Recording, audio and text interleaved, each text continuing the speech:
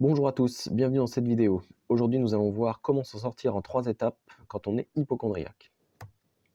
Alors, la première chose à savoir, vraiment c'est la base de la base, c'est comprendre les symptômes de la peur. Donc, imaginez, vous êtes au zoo, puis d'un seul coup, quelqu'un vous prend et vous lâche dans une cage où il y a 3 lions affamés. Donc, qu'est-ce qui va se passer? Donc, tout de suite, vous allez sentir votre cœur accélérer, tous vos muscles vont se tendre pour être prêts à esquiver ou à sauter ou à fuir dès que c'est possible. Et vous allez voir maximiser votre concentration. Donc tout ça, ce sont vraiment des symptômes immédiats.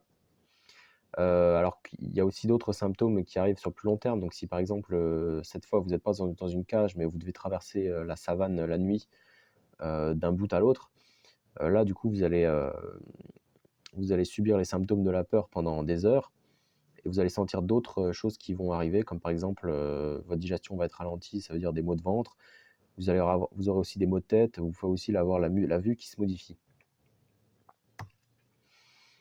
Alors, et donc du coup, maintenant on revient à notre hypocondrie. Et bien, il se trouve que quand on a peur d'une maladie, le corps va réagir, comme si vous étiez à nouveau dans la cage aux lions.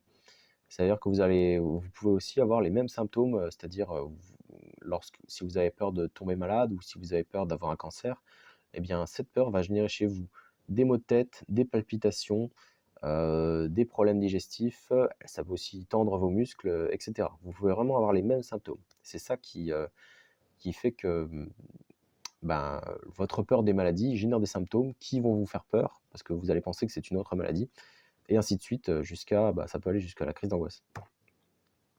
Alors, est-ce que cela représente un danger? Alors voilà, la chose très importante à retenir, c'est que tous les symptômes de la peur sont inoffensifs pour le corps. Donc même si vous éprouvez des sensations extrêmes, des palpitations très fortes, un mal de tête, vraiment très fort, toutes ces sensations sont temporaires et vous vous en souvenez comme quand vous avez déjà eu peur, quand vous étiez petit par exemple, je sais pas moi, votre petite sœur vous a fait peur un jour, et bien, vous avez eu les symptômes très forts, pendant une courte période et juste après, quand tout va bien, quand vous vous rendez compte que tout va bien, bah, tous les symptômes disparaissent. Et bien ici, c'est exactement pareil. Si vous avez des symptômes de la peur, ils ne pourront pas vous faire de mal et quand, vous penserez à autre chose, ben, les symptômes disparaîtront et votre corps n'aura, rien eu du tout.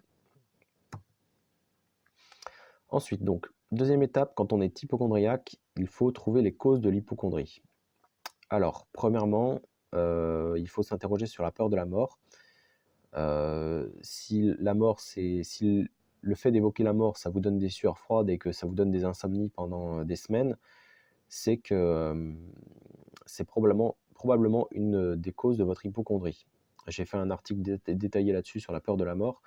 J'entrerai pas plus dans les détails dans cette vidéo, mais je vous le mettrai dans la description. Et ensuite, donc, il y a la peur de la mort, mais sachez aussi que votre hypocondrie a un sens, pardon.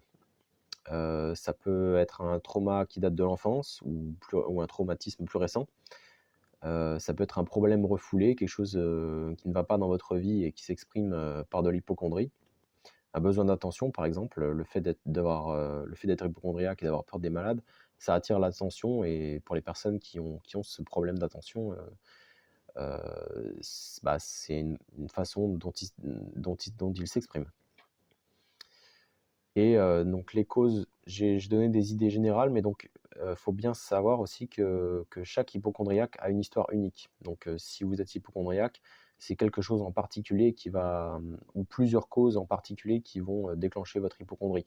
Mais on peut pas il n'y a pas une seule chose pour tout le monde qui va déclencher de l'hypocondrie. Il va falloir rechercher dans votre histoire. Ensuite, quand vous avez trouvé, lorsque vous avez compris les symptômes de la peur et que vous avez, trouvé les causes de votre hypocondrie, attention, c'est des choses qui peuvent prendre du temps, il faut réadapter ses habitudes.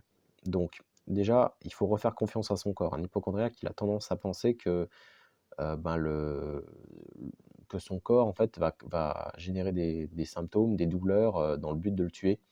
Alors non, comme on l'a vu, les symptômes de la peur ne cherchent pas à nous tuer, au contraire, c'est un ce sont des symptômes, des modifications, des émotions qui, nous permettent de survivre, et qui ne font pas de mal au corps.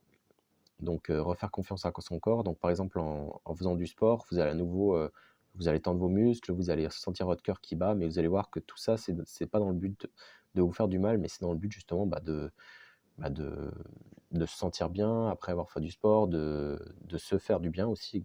C'est exactement l'inverse de la façon de penser d'un hypocondriaque.